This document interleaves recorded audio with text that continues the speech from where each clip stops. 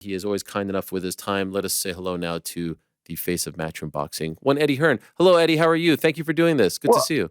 I'm very glad. I'm very glad you mentioned that, Ariel. Yeah. I mean, it seems that everything I wear gets debated, and in Saudi, 42 degrees, linen hoodie. I really, it's one of those where in the mirror in the hotel, it was a stone cold hit, and then as soon as I got to the venue, it was like, I've made a mistake here, haven't I? Because it was nonstop. Frank Smith, works me. Yeah. He humbles me on every occasion. What are you wearing? You're 44 years old. Oh, well, people sending me links to new websites to try. Like, I don't know. I mean, maybe I'm just lost at this sort of middle age in my life, Ariel. But I felt good. I felt comfortable. So that's the thing. And what a night it was. And what a night. But also, it's also like 1 a.m. as you're watching these main event fights. Like, you need to be comfortable. Who wants to be wearing a suit at that time, right? And you could go straight to bed after, like in your pajamas. So, yeah, no, nice. No, I thought you looked fantastic. I wasn't sure if that was the outfit that you were wearing, like pre-main card, like the casual outfit. I was waiting for the double-breasted. Addy, I turned up and I saw Addy, and he went, "I know you've got a banging suit backstage." And I was like, I swear to God. And I was like, I went, "No, this is it." And he went, "Yeah, right." And I was like, "Oh no." It just went from bad to worse. So yeah, oh well. It is what it is. I'm glad to be a topic of conversation in my sartorial elegance. Yes, you've made it when people are debating your attire. So as you said, what a night. By the way, I love Russ Amber, fellow Montrealer. Couldn't disagree with him more on his assessment. I agreed with you. I couldn't even believe it was a debate. I know it was 2-0 Usyk, then it was 4-2, and then Usyk turned it around. I agreed with your scorecard 1,000%. Yeah, I actually gave Usyk the first and one more. I didn't actually give him the second. Oh, wow. To be honest, there was a huge amount of disparity in terms of people watching ringside and at home. In terms of, I mean, no one quite honestly thought Fury won, but they either felt it was close to Usyk or quite wide to Usyk. And I've actually spoken to a lot of people who felt that it was wide to Usyk. I'm not one of them. I do think he won the fight. But Russ, like, I was just giving an interview and I said, "Oh, I thought it was 4-2 after 6." And he walked past, he went, "What?" He said, "We didn't lose a round in the first 5 rounds." And I was like, "Really?" I mean, I did a piece with Tony Bellew today, and he said, "Watch it back and like on TV and see what you think." I mean, I was front row. So, and I felt that Fury was actually on his way after 6 rounds to a comprehensive victory and could even stop Alexander Usyk. And the turnaround, the kiss of the crucifix, just changed everything, and it was just a remarkable, remarkable fight. I mean, I have to be honest with you, I didn't think the fight would be stylistically that good because, both guys have got great feet, both have got great movement, both have got great ring IQ.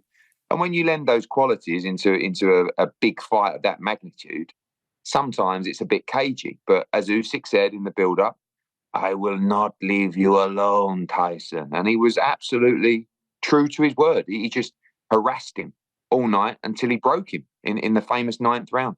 And so I've heard you talk about the 9th round, and I've heard you say that it's amazing to me that people who are in boxing don't understand boxers. Yes, boxers. But I also heard Tony Bellew himself say that he felt that Usyk was robbed of a potential stoppage in that moment. And so where do you fall on it now? Well, I argued that with him today, actually, because it was his podcast. And I said, "Look, Tony, if that was you in an undisputed fight and you hadn't touched down, like, you would have wanted to continue in the fight." I think there's a lot of British referees on British soil that would have stopped that fight. I mean, he literally covered every millimeter of that ring, staggering. Went that way, went over to the other side, came back again, went down there. I mean, by the way, remarkable courage and heart and determination. I don't mind Mark Nelson's play right there, but I do feel like he gave a lot of time to Tyson Fury, not just in the count, but particularly afterwards. But I will say this as well. At that point, it's up to Mark Nelson to carefully consider if Tyson Fury should continue the fight. So Mark Nelson's not thinking, "Oh, quick, right, let me have a look. Yeah, quick, right, off you go again, quick." He's going, "Let me take my time. I want to make sure this guy's okay." Right? So I think he was right in what he did. You know, there's no standing 8 count with the British Boxing Board who can try. It wasn't a standing 8 count. It was a knockdown because the ropes were holding him up. And they clearly were as well. There was a lot of time between him getting up and by the time, well, they didn't actually meet again because the bell rang. But I don't mind, you know, I don't mind what Mark Nelson did. I don't think it was overly controversial. And, you know, some people say, well, it was an undisputed fight. And then others say, no, it should be the same for a 4 or 6 round fight. I actually disagree. Of a fight of that magnitude, something you've worked your whole life for, you have to be given the benefit of the doubt, I think. Even though we have to really ensure fighter safety, I do think, you know, when you're not, I mean, but at the same time was one clean shot away from being knocked cold out. I mean, he was absolutely gone.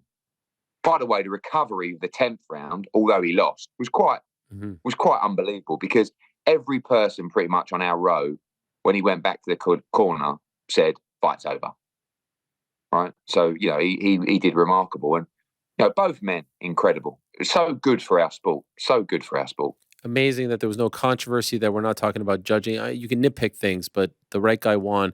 I'm curious, as a promoter and someone who produces shows as well, how do you feel about this? How do you feel about Tyson being interviewed in that moment? If only because, I mean, obviously, like, Ade was the one in there. I love Ade. It's not his call. It's a hectic scene. But the stuff that he said about, you know, they gave it to him because he's from a country at war and all that stuff. Joe Rogan has talked about not wanting to interview fighters who get knocked out or get banged up in a fight because they may say crazy things. Do you feel like fighters in that moment should not be interviewed because they might say crazy things that could hurt their image?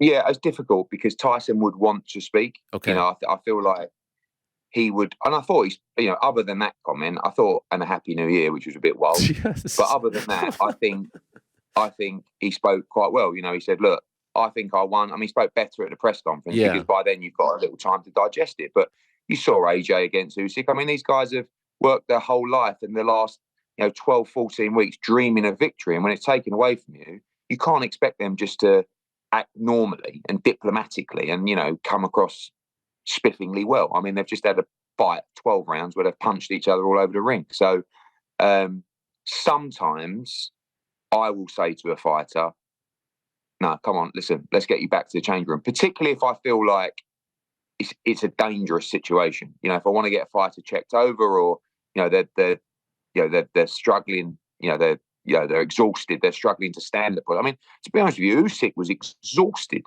in that fight. I mean, you saw him even in like the 8th, 9th, particularly 10, 11, 12, he was exhausted and he didn't stop working. So, yeah, difficult because you want to provide that moment for the broadcaster and fans. And a lot of the time, you know, a fighter, in that AJ Usyk, he took the microphone to speak, you know, and people said, oh, you should have stopped him. And it's very difficult to do when a fighter wants to have his word, you know. And I don't think, you know, other than that comment, which was a bit silly, but in the moment, I'm sure he regrets it now. But I don't think he said anything outlandish. And, you know, it was quite humble in the press conference from what I've seen, you know, which was, I thought it was a close fight.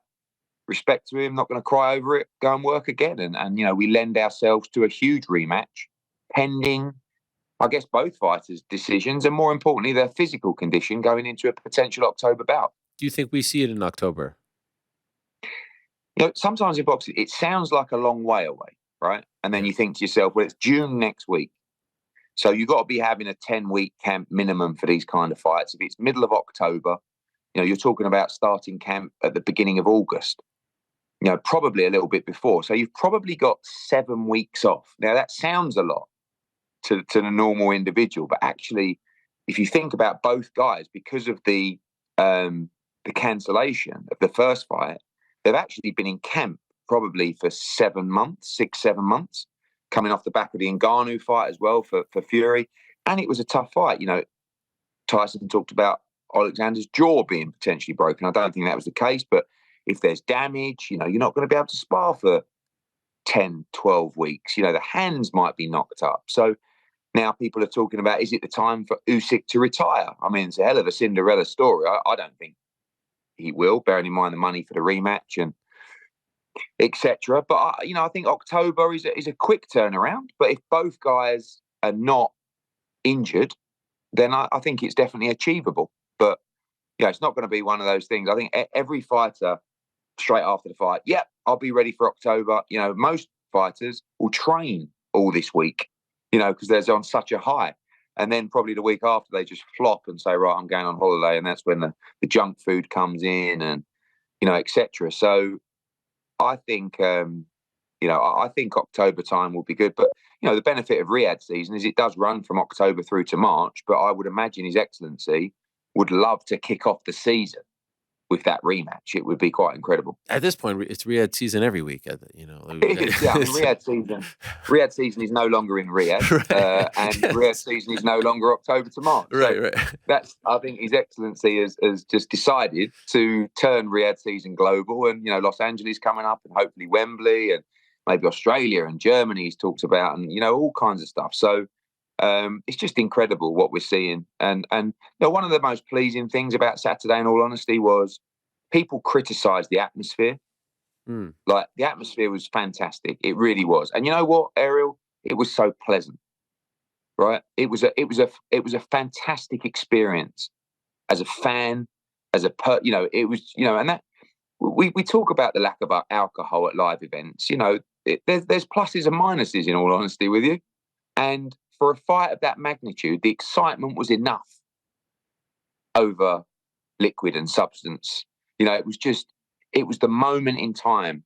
And it, you know, the weigh-in, fight night, it really started to feel like, you know, this place is really building itself as a big fight destination. And it's very exciting for our sport. I was not there, obviously. I was at AJ Ngannou. It felt on TV 100 times bigger than AJ Ngannou. Would you agree? Not 100 times bigger, but, you know, definitely bigger. You know, it was the moment in time. The AJ knockout, that moment, was one of the most electric moments I've ever felt at a show, you know. But the anticipation of that fight, the history of the fight, you know, it takes time. It takes time to build people on the ground's knowledge of the sport. And also it takes time for people to realise the destination as a fight destination and as a trip to make. You know, I think the difference between AJ Ngannou and particularly Fury against Usyk was probably 4,000 or 5,000 Brits made the trip, you know, either from the Middle East or, of course, from the UK. And that makes a big difference. And they were spectacular at the weigh-in. But I promise you, everyone that went would leave there going, what a fantastic time. What a fantastic place. And, you know, that's important when people are spending their hard-earned money to enjoy a live event. I feel very confident in stating that Alexander Usyk is the #1 pound-for-pound fighter in the world now. Do you agree? Yeah, I do actually agree, yes. So people asked me before that fight, if he beats Tyson Fury, is he pound-for-pound #1? And I said he's definitely got a case for it. But yes, absolutely. I mean, undisputed cruiserweight world champion, undisputed heavyweight world champion. And not just that, you know, moving up, beating AJ twice, beating Tyson Fury. You know, you've got Inoue, you've got Crawford, you've even got Canelo Alvarez. But I think the feat at those weights, and especially because of the size disadvantage, you know, early in that fight, the first 6 rounds, I was actually watching the fight thinking, I don't think he can get to Ty. He's just too small. You know, it's like almost like reaching up to. It's like a kid trying to, you know, beat up an older person in the playground. It's like, how are you going to get to him? How are you going to get hurt him? And just chipping away. And, you know, that's I think even more impressive is the disadvantage he has in size against these bigger men. So yes, in answer to your question, I truly believe that Alexander Usyk is pound-for-pound #1. Do you agree with this sentiment? If Tyson would have won, exact same scorecards, the interest in the rematch would have been minimal. A lot of people would have said, move aside Usyk, no rematch, give us AJ. Because it's Usyk beating Tyson, the rematch could be bigger than the first fight. There's going to be way more people. Yeah, possibly. Yeah, I mean, honestly, after 6 rounds, I was thinking, you know, Usyk looks a little bit, you know, beat up to the body, and every time he gets hit, and Fury's, you know, he's on the ropes, he's flowing now. I was thinking this could be a runaway, and then we might not want to see a rematch. As it happens, the rematch is a massive fight now. So, look, but AJ, who is ready to fight anyone, you know, if one of those guys don't fight this year, someone's got to do something. You know, if Alexander Usyk is not ready in October and says, no, look, the jaw's not good, I won't be actually ready till February or March, why not make Fury against AJ? Oh. You know, if Fury's not ready to fight, AJ would have another crack at Usyk, no problem. So, anything could happen at this stage. But, of course, the rematch is huge. So I would guess that is the next move, for both men. Okay, so you have opened up an interesting door here. There has been talk about the September 21st Wembley card featuring AJ. Clearly, that's not a done deal.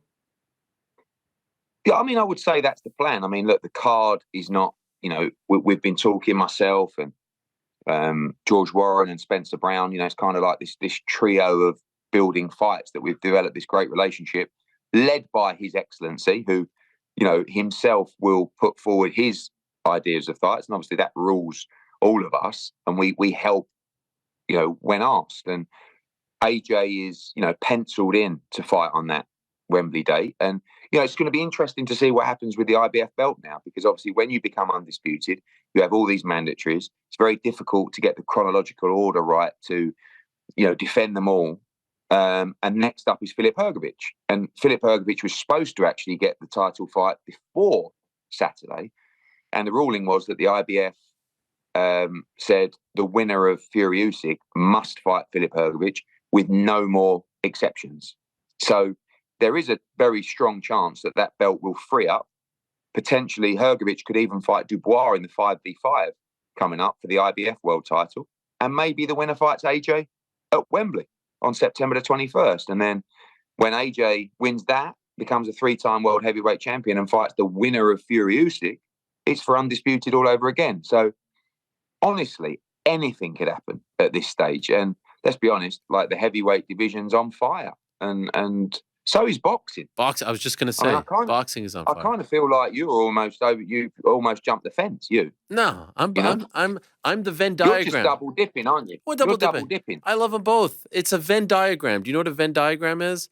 I hope so. That middle part, that's me. And I'm trying to bring both sides together. I am the guy bringing both sides together. I am telling the MMA fans, this is great. Come over here. I'm telling the boxing fans. And I feel like some of the boxing people are getting nervous. Do you get this? They're like, oh, what's the MMA guy doing? Please, combat sports guy. I tell them all the time. Because I can imagine, like, I saw your tweets on Saturday when you were like scoring the fight, and I can imagine here he goes, the MMA guy, look, scoring boxing events. So you can't win either way. I was watching boxing. I was going to Arturo Gatti fights in Montreal when they were all in their father's nutsack. Okay, what do they know about boxing? They don't know anything. You've already got credibility with me. You don't have to convince me. I'm just saying. I mentioned Inoue Davis, and they all went crazy. I had all these curmudgeons writing for God knows what website telling me, get this fucking guy out of here. What are you talking about? Inoue Davis has been talked about by everyone, including His Excellency, who wanted it, right? That's not such a crazy idea. They have to meet in the middle. And it's the same kind of disparity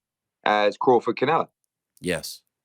Which also where that's all right. And, I think weight division, the famous saying, weight divisions are there for a reason. Sure. But, some work, some don't.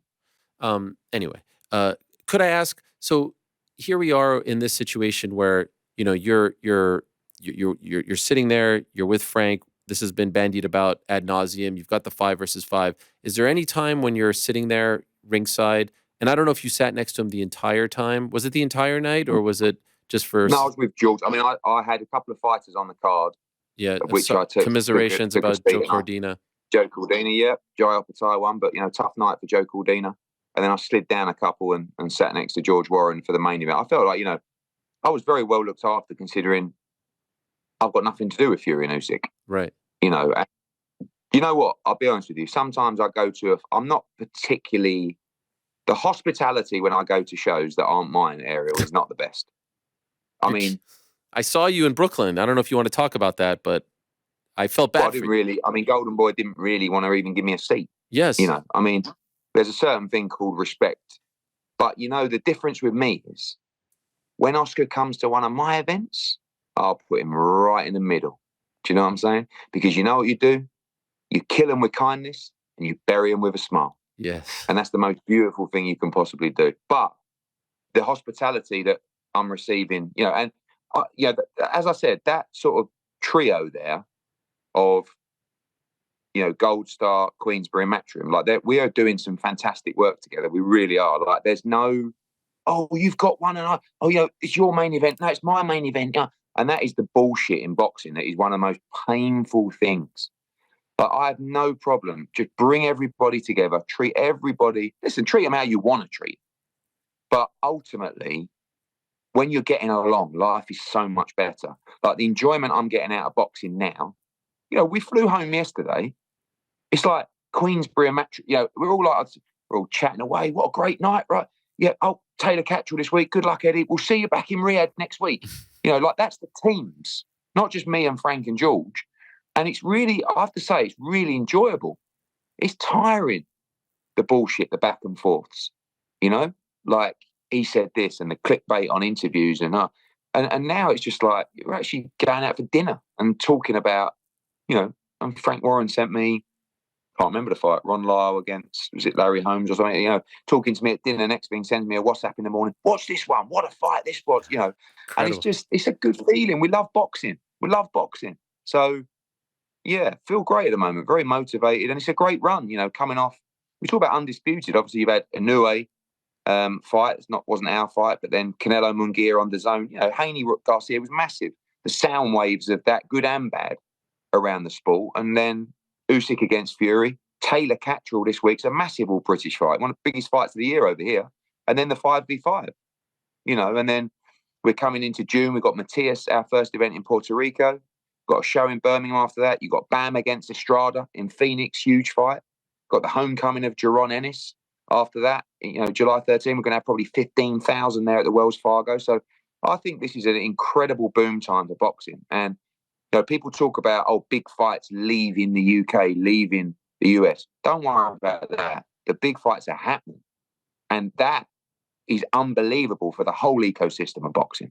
For everybody. For you, for me, for fans, for fighters, for broadcasters. We're in a great place. Would this have ever happened without Turki Al-Sheikh? No. Never. You never would be sitting at an event with you. Nothing could have happened. No. I in my mind, there was the chance of me and Frank Warren ever working together was over. 14 years. 14 years, Eric. Like you don't just start after 14 years, right? It's just like there's too much gone on. You have to understand, when he came in the game, he was the young gun trying to overturn the authority of power. He's like a replica of what I did. And when I came into the game, he made my life hell.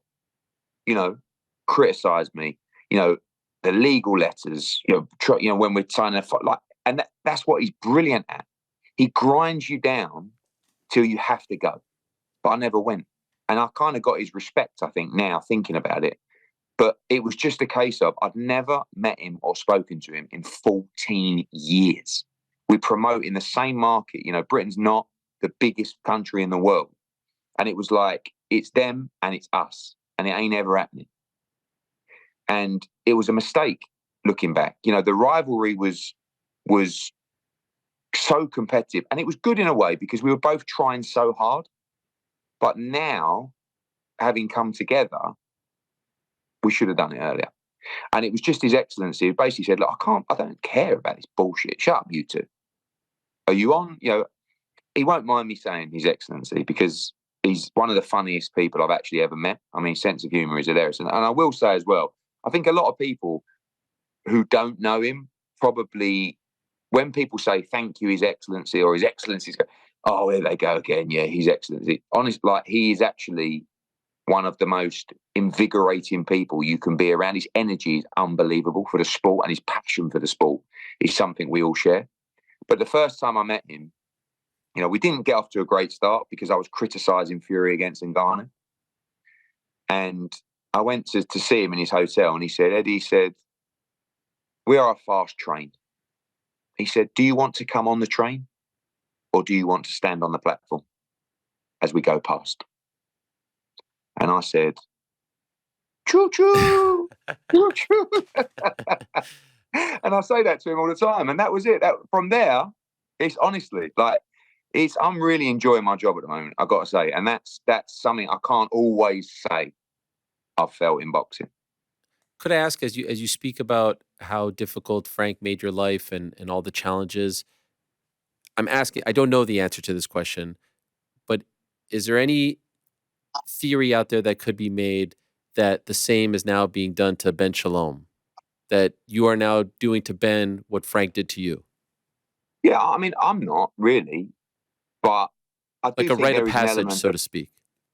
yeah, I do think there is the element. I mean, it's not a tactic. That's the difference, I think. It's not necessarily part of my makeup, but obviously when someone says something that might bend the truth a little bit, you react and so forth. And Ben's got to pass that test as well. He's very different to me and Frank. Like, people are just made of different stuff. I mean, good qualities, bad qualities, and it's a horrible time sometimes. I've got to be honest with you. Like, it's made me the operator I am today. And and I thank Frank Warren for that, because he built me in a way.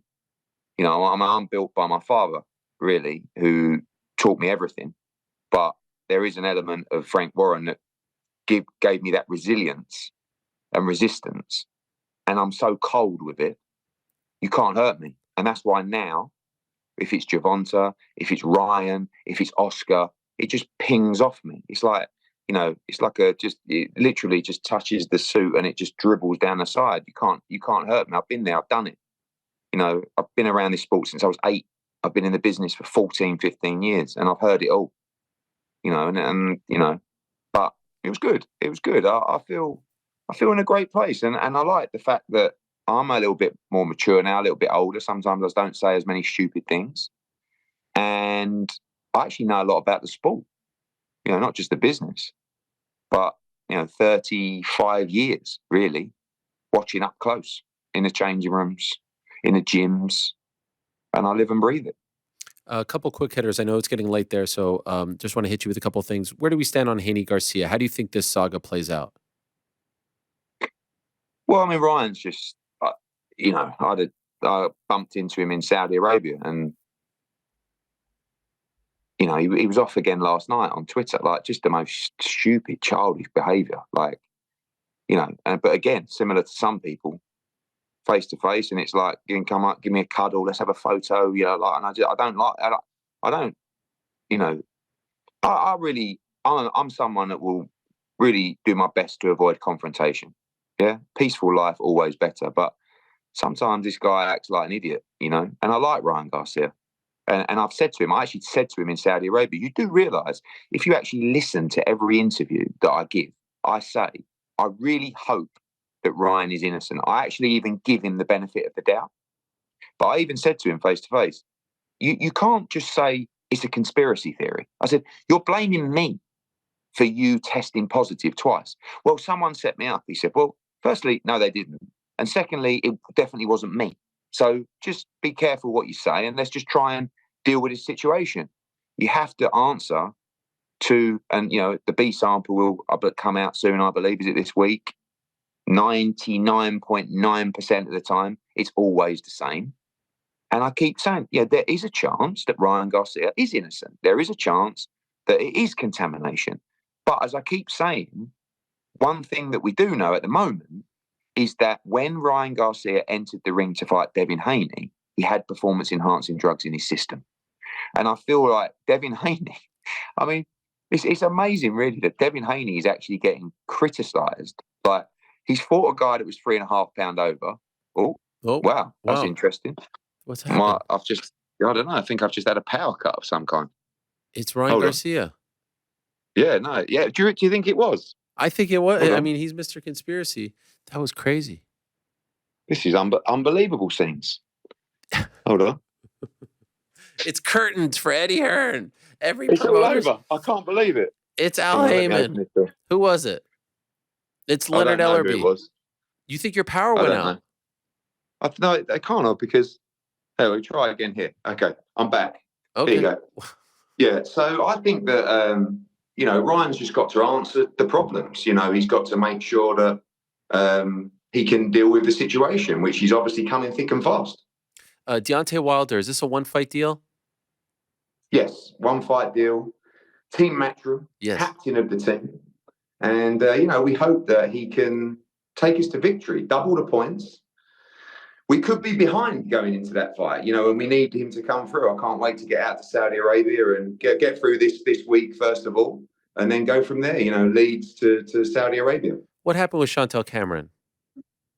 Nothing really. I feel like we've always done a great job for her.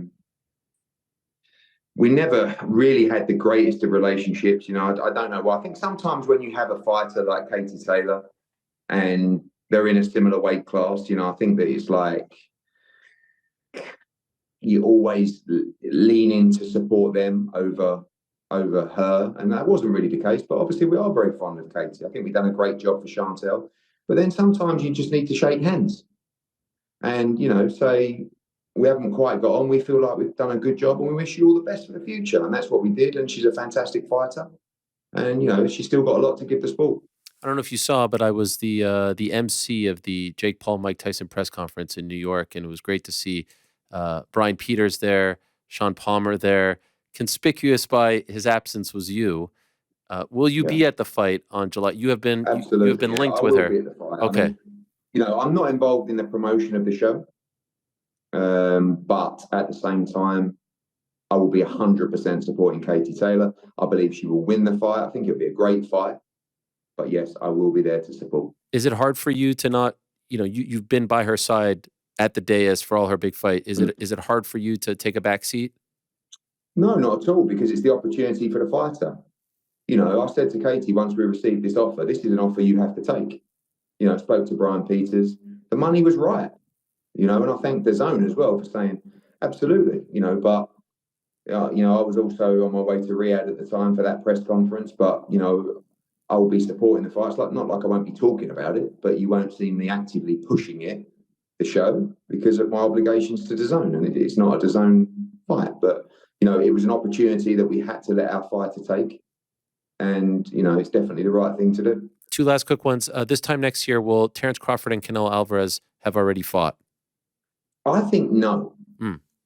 I'm not sure that's the right fight for Sal. It's a fight that when I've spoken to him in the past, he hasn't been mad about, partly because of the weight class. I don't think he feels like he'll get the credit beating Terence Crawford. And I think he's right as well. And obviously if he gets beat, but also Crawford moves a lot, and I think at this stage in Sal's career, he likes those guys that come forward and want to fight him. And I think that's why I enjoyed the Munguia fight.